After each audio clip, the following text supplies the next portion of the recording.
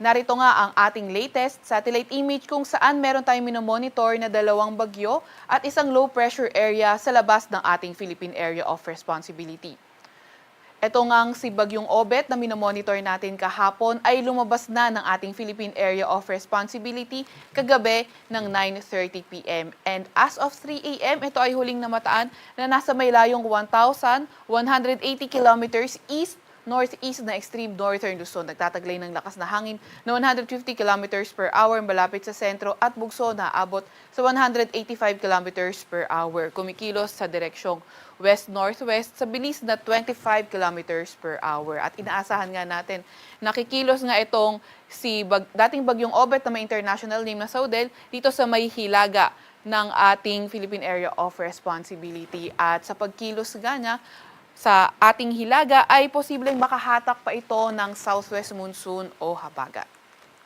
Samantalang yung isa namang minomonitor natin ay nasa tropical depression category na may international name na Atsani. And as of 3 a.m., ito ay huling namataan na nasa may layong 1,760 kilometers east ng northern Luzon. Nagtataglay ng lakas na hangin na 55 kilometers per hour at bugso na abot sa 70 kilometers per hour. Kumikilos sa direksyong hilaga sa bilis na 30 kilometers per hour. Ito namang tropical depression na ito dahil nakikita nga natin napakalapit lang sa boundary ng ating PAR ay hindi natin tinatanggal yung possibility ng pagpasok ng ating area of responsibility.